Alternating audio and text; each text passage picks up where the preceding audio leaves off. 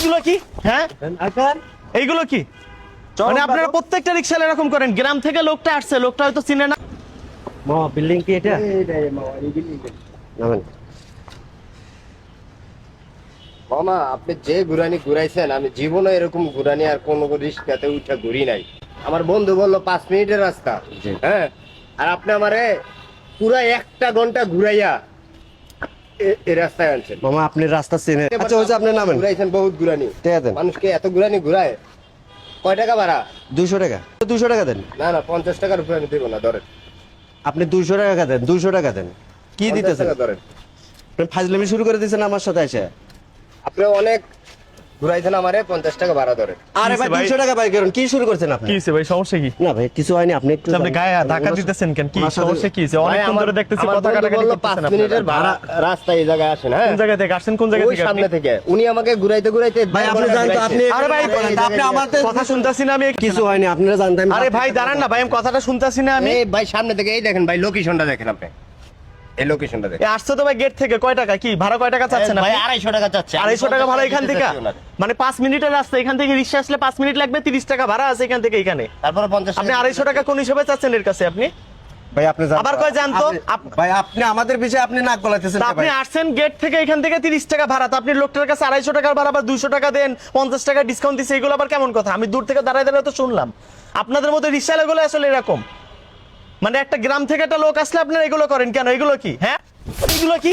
হ্যাঁ, এইগুলো কি? মানে আপনারা প্রত্যেকটা রিক্সাওয়ালা এরকম করেন। গ্রাম থেকে লোকটা আসছে, লোকটা হয়তো চিনে না, জানে না, ঠিক মতো চিনতে পারে নাই। আপনি 5 মিনিটের রিক্সা ভাড়া নিয়ে লোকটার কাছে 200 টাকা চাইতেছেন কেন?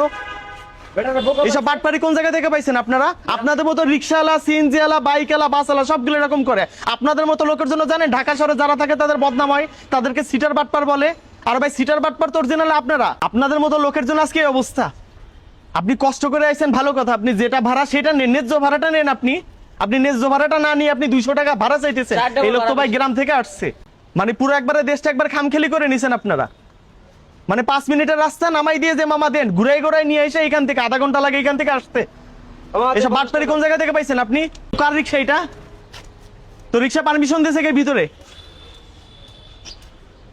মানে সবগুলোর একবার বলদ পাইছো তোমার মতো না? হ্যাঁ, আবার আমি যাইতেছি আমার ধাক্কা দিয়ে বলতেছে আপনি জান, আপনার সাথে কিসের কথা? আমি যে জান। হ্যাঁ, মানে বাটপারের একটা লিমিট থাকা দরকার। বাইরে 30 টাকা দেন আপনি, 30 টাকার বেশি 1 টাকা ভাড়া নাই এখানে। আজ যদি কোনোদিন দেখছি তোর তো খবর আছে। তারপর আপনাকে আমি 20 টাকা বেশি দিয়ে দিলাম। সামনে পড়ে দেখেন মানবতা দেখেন, তারপর 20 টাকা বেশি দিয়ে দিলাম আপনাকে। ঠিক আছে ভাই, 200 টাকা চাইছেন, মানবতা দেখেন। নিরীহ একজন মানুষ আসলে গ্রাম থেকে আসছে, তো 20 টাকা আপনারা বেশি দিচ্ছে।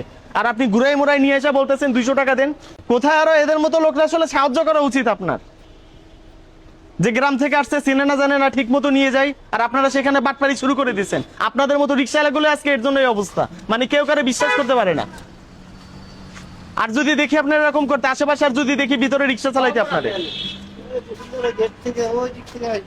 তাইলে আরে ভাই ঘুরে মুড়ে নিয়ে এসে বলতেছে 200 টাকা ভাড়া, গেট থেকে নিয়ে এসে 200 টাকা ভাড়া। ওই লোকটা গ্রাম থেকে আসছে এখানে, তাহলে